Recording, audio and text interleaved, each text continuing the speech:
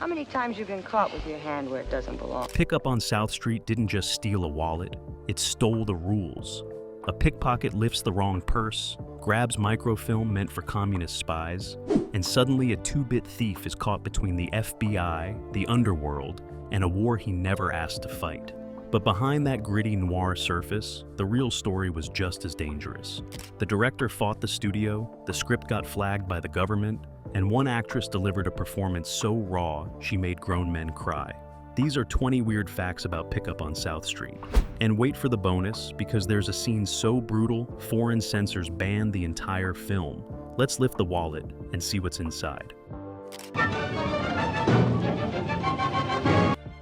Number 1. Samuel Fuller didn't come from film school. He came from the streets, from war, from newsrooms, where truth hit harder than fiction. Before Hollywood, he was a crime reporter at 17, running through New York alleys chasing stories most people wanted buried. He saw bodies, corruption, desperation up close. Then World War II pulled him into the real thing, landing on Omaha Beach with the 1st Infantry Division, filming the liberation of concentration camps with a camera he carried into combat. When he came back, he didn't want to make pretty pictures. He wanted to make films that punched you in the gut, and Pickup on South Street was exactly that. Fuller wrote the script himself, pulling from his reporter days, mixing Cold War paranoia with the kind of street-level grit Hollywood rarely touched. The studio executives read it and got nervous. Too harsh, too political, too real. But Fuller didn't soften it. He sharpened it, because to him, film wasn't entertainment. It was combat by other means, and he'd already survived the real war. This one, he was ready to win. Number 2.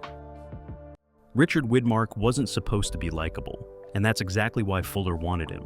Widmark had made his name playing psychopaths, most famously pushing an old woman in a wheelchair down a flight of stairs in Kiss of Death. Audiences knew him as the man who smiled while he killed. So when Fuller cast him as Skip McCoy, a pickpocket with zero morals and even less patriotism, it wasn't against type, it was perfect type. Widmark understood something most actors didn't. Anti-heroes don't apologize. Skip McCoy lives in a shack on the water, steals for a living, and when the government asks for help, he asks what's in it for him. There's no redemption arc, no moment where he sees the light and becomes noble. He's a rat, and he stays a rat. He just happens to be a rat on the right side this time. Widmark played him cold, detached, dangerous, a man who would sell you out for cab fare. And somehow, Fuller made audiences root for him anyway, not because Skip was good, but because everyone else in the film was worse. That moral ambiguity, that refusal to give audiences a hero they could feel clean about loving, that was revolutionary for 1953, and Widmark delivered it with the kind of dead-eye precision that made you believe every second. Number 3. Jean Peters was supposed to be just another pretty face in a noir film, the dame who gets caught between men and trouble. But Fuller had other plans. He cast Peters as Candy, a woman who starts as a communist courier without even knowing it, who gets used, beaten, and betrayed by every man in her life. And instead of making her weak, Fuller made her the toughest character in the film. Peters brought something raw to the role, a weariness that felt lived in. She wasn't playing dress-up as a femme fatale, she was playing a woman who had been knocked down so many times she forgot what standing straight felt like. Fuller let her bruises show, let her exhaustion bleed through every scene. In one sequence, Candy gets beaten so badly the sound design makes you flinch. And Peters took those hits, real stunt choreography that left actual marks. She didn't complain, didn't ask for a double. She understood what Fuller understood. Pain on screen has to feel real, or the audience checks out. And Peters made it real. By the end of filming, the crew wasn't just impressed, they were shaken. Because watching Jean Peters absorb that punishment day after day, it wasn't acting anymore. It was endurance. And it turned Candy into one of noir's most unforgettable survivors. Number 4. Thelma Ritter stole the movie with a shopping bag and a tired smile. She played Mo Williams, a street peddler who sells ties and information to whoever's buying, a woman too old to care about politics, but too smart to trust anyone. Ritter was a character actress who'd been nominated for Oscars before, always playing working-class women with sharp tongues and sharper instincts.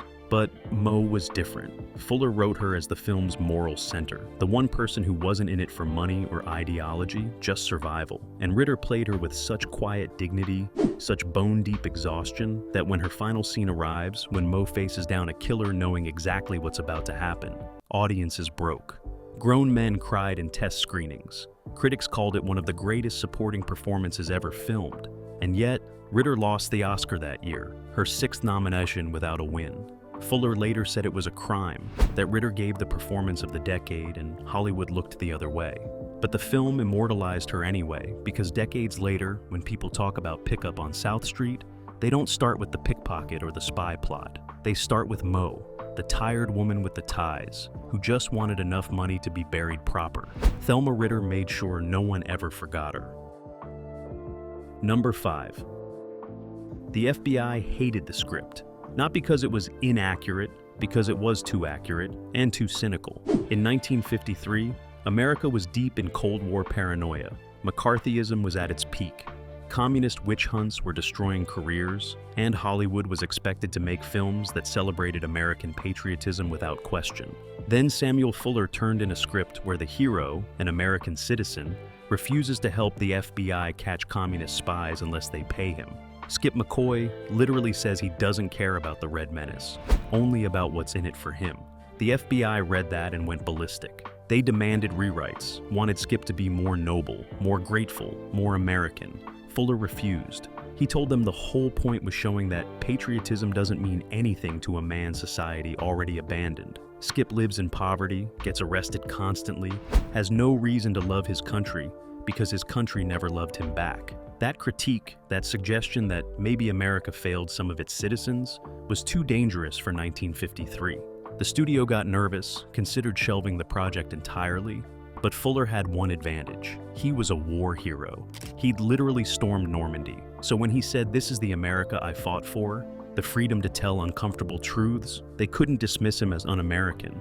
The film got made, the FBI stayed angry, and Fuller proved you could criticize your country and still love it, maybe even because you loved it.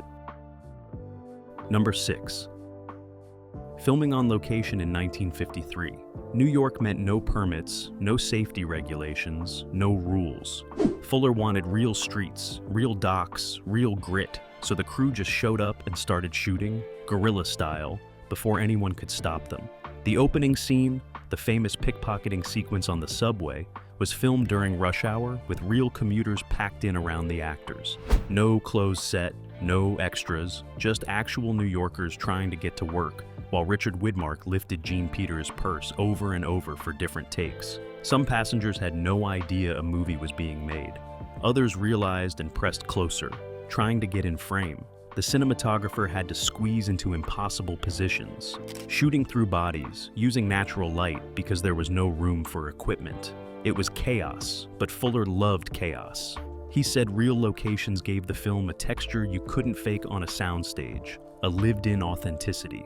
The waterfront shack where Skip lives, that was a real condemned building they found rotting on the pier. They didn't dress it much, just moved in some props and started shooting. The danger was real too. The structure wasn't safe. The pier was crumbling, but Fuller kept the cameras rolling because that instability, that sense that everything could collapse at any moment, that was the movie. New York wasn't just a backdrop, it was a character, and Fuller captured it raw and unforgiving. Number 7. The title almost killed the film before anyone saw it. Pickup on South Street sounded like exploitation, like cheap pulp, like something respectable theaters wouldn't touch. The studio wanted something more dignified, suggested The Red Passport, or Danger on the Waterfront, or half a dozen other generic titles that said nothing. Fuller fought back. He said the title had to be blunt, had to sound like what it was, a street-level crime story that didn't apologize for its roughness. The studio countered that it sounded like a film about prostitution, that Pickup had implications, that Southern theaters would ban it based on the name alone. Fuller didn't care. He said if you're worried about offending people, you've already lost, because the film was meant to offend, meant to make comfortable audiences squirm. Eventually, the studio backed down, but not without one condition. The poster couldn't emphasize Pickup too heavily, had to feature the stars prominently to class it up. Fuller agreed, knowing he had already won what mattered. The title stayed, harsh and unapologetic. And when the film opened, those 3 words became iconic because they promised exactly what the movie delivered. Something raw, something dangerous, something you picked up off the street and couldn't put down. Number 8. The kiss scene wasn't romantic, it was a weapon. Early in the film, Skip and Candy share a moment that looks like attraction, like the beginning of a love story. He moves close, she responds. Their lips almost touch. Then Skip pulls back, smirks, and you realize he was never interested in kissing her. He was distracting her while his hand lifted something from her purse. It's seduction as theft, intimacy as manipulation, and it set the tone for every interaction between them. Fuller directed Widmark and Peters to play it like a dance, each trying to lead, each knowing the other was dangerous. Widmark later said those scenes were harder than any action sequence because the tension had to feel real without tipping into actual romance. Peters had to show attraction and suspicion simultaneously, want and wariness. And Fuller kept the camera close, uncomfortable close, so you could see every micro-expression, every calculation behind their eyes. By the time they actually do kiss later in the film, it doesn't feel like victory. It feels like surrender. 2 people too damaged to trust anyone finally letting their guard down just long enough to get hurt. That complexity, that refusal to make love simple or clean, that was Fuller understanding something most films didn't. In a world where everyone's running a con, even affection becomes currency. Number 9. The fight scenes drew real blood. Fuller didn't believe in stage combat, didn't want choreographed punches that landed 3 inches from their target. He wanted his actors to feel it, and he wanted audiences to feel it through them. In the climactic fight between Skip and the communist agent Joey, played by Richard Kiley, the 2 actors were told to go hard, not to hurt each other seriously, but to make contact, to make it look and sound real. They threw each other into walls, crashed through furniture, and the sound design captured every impact with visceral clarity. Widmark took a real hit to the jaw during one take, bit his tongue, kept filming with blood in his mouth, because Fuller was still rolling. Kiley got slammed into a dock post so hard he cracked a rib. Didn't tell anyone until the scene was done. The cinematographer got so close to the action that he took an accidental elbow, nearly dropped the camera. Fuller didn't call cut. He let it play out, believing that if the violence didn't hurt, it didn't mean anything. And when audiences watched that scene in 1953, they reacted differently than to other films, flinching, gasping, because the brutality felt authentic in a way Hollywood usually polished away. Fuller had been in real combat, seen real violence, and he refused to let film violence be comfortable or consequence-free. Number 10. Foreign censors banned it completely. France refused to release it. England cut entire scenes. And it wasn't because of violence or sexuality, it was politics. The film portrayed communists as villains, and in 1953, that was controversial depending on where you stood. But worse than that, it portrayed Americans as cynical, greedy, and indifferent to ideology. Skip McCoy's refusal to care about the communist threat, his insistence on being paid for his patriotism, that offended both sides. American censors thought it made the country look corrupt. Foreign censors thought it was propaganda. France, with its strong communist party, saw the film as American anti-communist messaging and banned it outright. The French distributor tried to re-edit it, removing references to communism and turning it into a simple crime story about drug smuggling. That version played in some European markets under different titles, but it gutted Fuller's intent. England let it screen, but demanded cuts to the violence, particularly Candy's beating and Moe's death scene. Fuller was furious. He said censorship always came from fear. Fear that audiences might think for themselves, might see complexity instead of choosing sides. The irony was perfect. A film about how ideology corrupts people got corrupted by ideologues who couldn't handle its message. But in America, it played uncut, and audiences got exactly what Fuller intended. A Cold War story that trusted them to be smart enough to see that everyone, heroes and villains alike, was compromised by the world they lived in. Number 11. The microfilm wasn't a MacGuffin. It was Fuller's commentary on how small things destroy lives. Hitchcock famously used MacGuffins, objects that drove the plot but didn't matter in themselves. But Fuller cared deeply about what Skip stole. The microfilm contained atomic secrets, the kind of information that could shift the balance of the Cold War, end civilization. And Skip, he just saw it as another score, something to sell to the highest bidder. That disconnect between world-ending stakes and street-level indifference, that was Fuller's point. Skip doesn't care about ideology because ideology never fed him, never kept him warm, never kept him out of jail. The film forces you to sit with that uncomfortable truth. If your country treats you like garbage, why should you bleed for it? Fuller shot the microfilm scenes with extreme close-ups, making this tiny piece of film feel massive, ominous. The audience knows what it means even if Skip doesn't care. And that tension, watching a man gamble with Armageddon because he needs rent money, it was more terrifying than any spy thriller. Because it was honest. Fuller understood that the biggest threats don't come from evil masterminds. They come from desperate people making desperate choices. And in 1953 America, with poverty and paranoia everywhere, that message hit like a bullet. Number 12. Thelma Ritter's death scene was filmed in one take, no coverage, no safety net. Fuller told her they'd only get one chance to do it right because he wanted raw emotion, wanted her to feel the finality.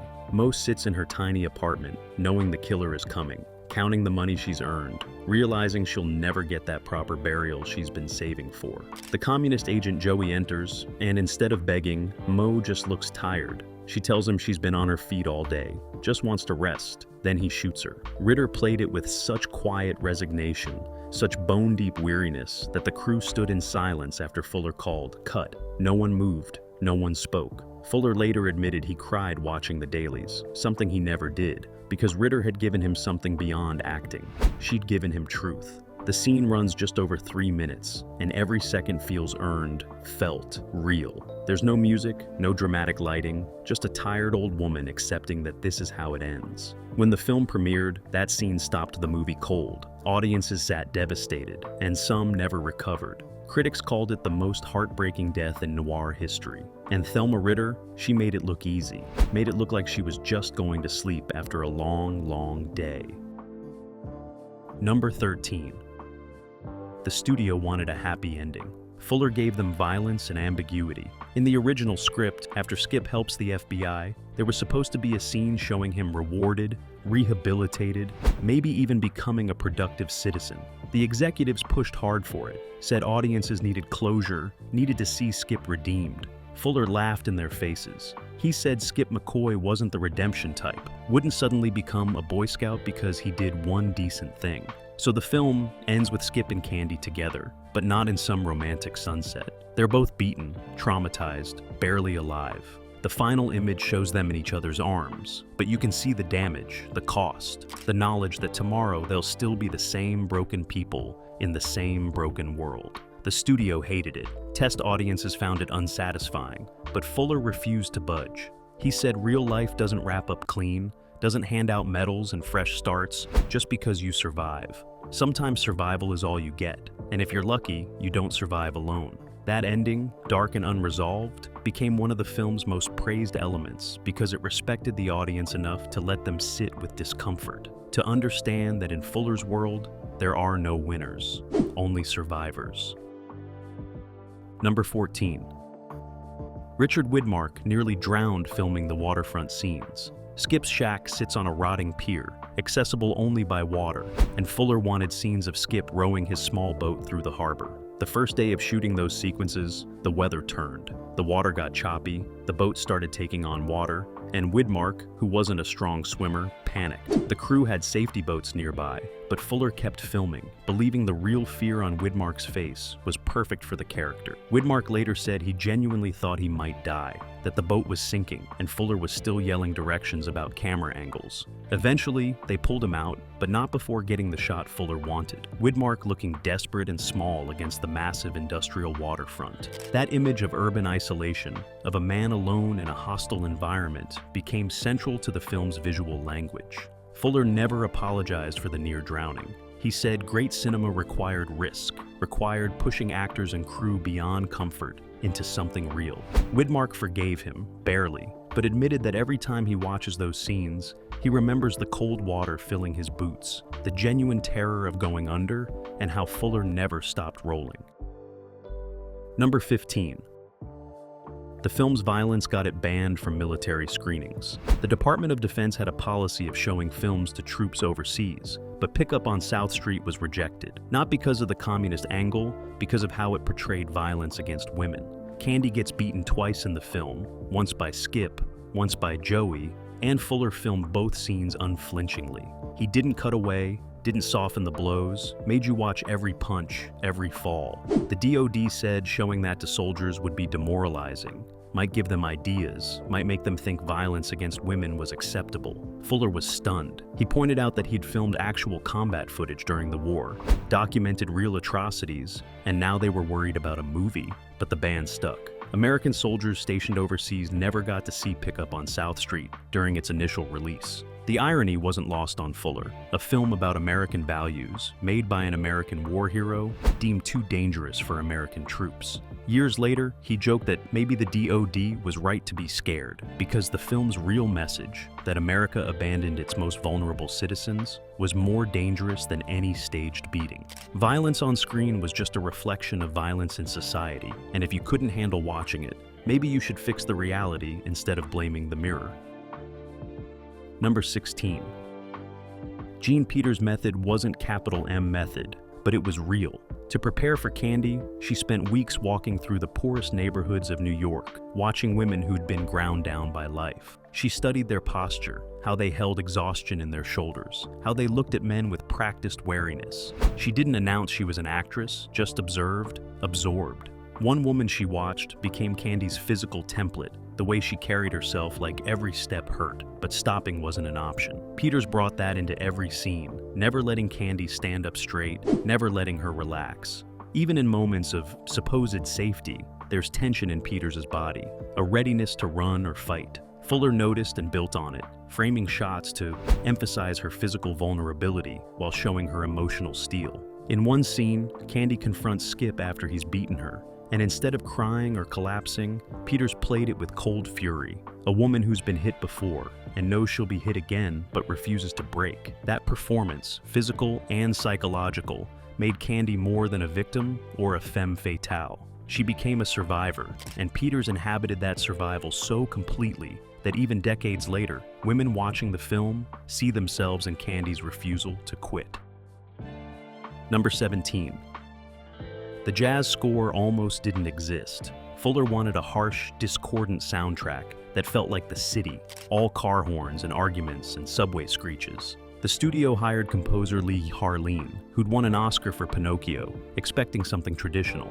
Harleen listened to Fuller's vision, ignored it completely, and wrote a lush, melodramatic score full of sweeping strings. Fuller heard it and went ballistic. He didn't want pretty music undermining his ugly story. They fought for weeks, Harleen insisting his score elevated the material, Fuller insisting it betrayed it. Eventually, they compromised. The score would stay, but Fuller got to strip it from key scenes, leaving them silent except for ambient sound. That's why Moe's death has no music, why the final fight is just grunts and impacts. Those silences became the film's most powerful moments because they forced you to sit with what was happening without emotional manipulation. The scenes with score feel almost like a different movie, romantic and glossy, which makes the cuts to silence even more jarring. That accidental contrast between Hollywood polish and Fuller's raw vision gave the film a schizophrenic quality that somehow worked, kept you off balance, never sure whether to feel safe or terrified. Number 18. The film flopped initially. Despite good reviews, audiences stayed away.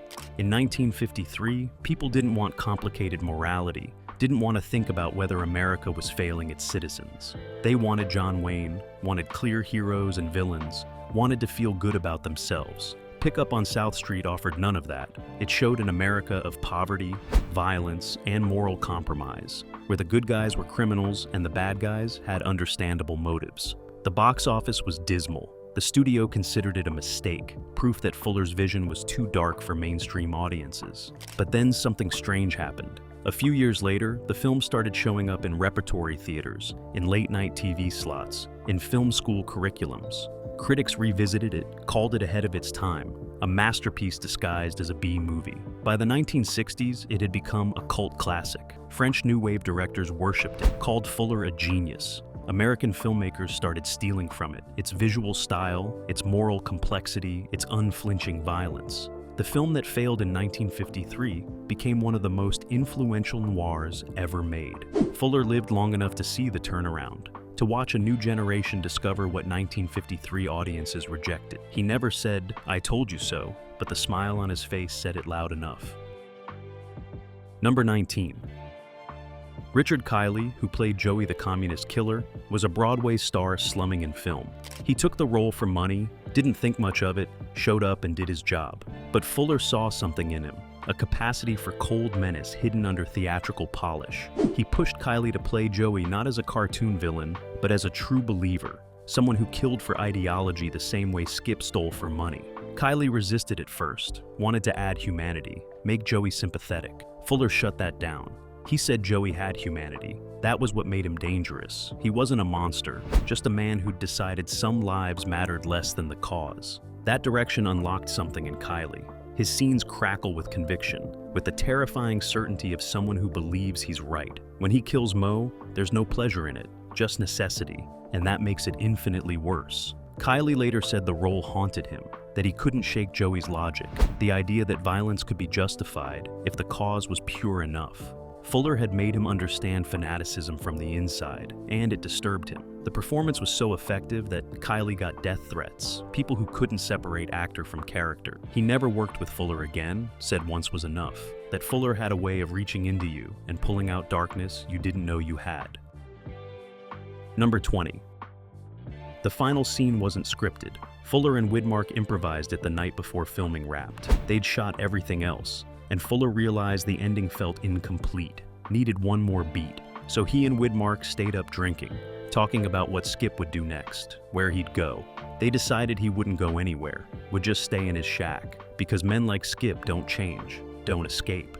Fuller scribbled some dialogue, Widmark memorized it, and the next morning they shot a coda. Skip alone, counting money, looking out at the water. No redemption, no transformation, just a man still living in the margins, still running the same cons. The studio hated it, said it made the film feel unfinished. Fuller said that was the point, that Skip's story didn't end, would never end, because the world that created him was still out there creating more, just like him. That final image, Skip silhouetted against the industrial waterfront, became iconic not because it was satisfying, but because it was true, because it refused to lie about what survival looked like for people society forgot. Fuller and Widmark shot it in one take as the sun came up, natural light flooding the shack, and when it was done, they shook hands without a word, both knowing they'd just put the perfect ending on something that was never meant to feel perfect. Bonus fact: the pickpocket technical advisor was an actual thief. Fuller hired a professional pickpocket, never named publicly, to teach Widmark the craft. This wasn't some reformed criminal or technical consultant with a clean record. This was an active thief, still working, who agreed to help for cash and anonymity. He spent 2 weeks with Widmark, teaching him how to read body language, how to use distraction, where people keep valuables, the psychology of the lift. Widmark learned the subway was ideal because crowds pressed together, because movement and jostling provided cover, because victims expected contact and didn't register the wrong kind until too late. The advisor demonstrated on the crew, lifted wallets and watches without anyone noticing, returned them with a grin. Fuller loved it, said the authenticity elevated the opening sequence beyond anything staged. But there was a cost. Halfway through production, the advisor disappeared. Just vanished, didn't show up one day, never came back. Fuller found out later he'd been arrested on an unrelated job, sent to prison. The crew joked that their technical advisor got busted while they were making a movie glorifying his profession. Fuller didn't laugh. He said it proved his point, that men like Skip, like their advisor, were trapped in cycles they couldn't escape, that talent and intelligence meant nothing without opportunity, and society just kept creating criminals, then punishing them for being exactly what it made them. That advisor, whoever he was, gave the film its heartbeat, taught them how theft worked, then disappeared back into the system that would eventually destroy him, just like it almost destroyed Skip McCoy.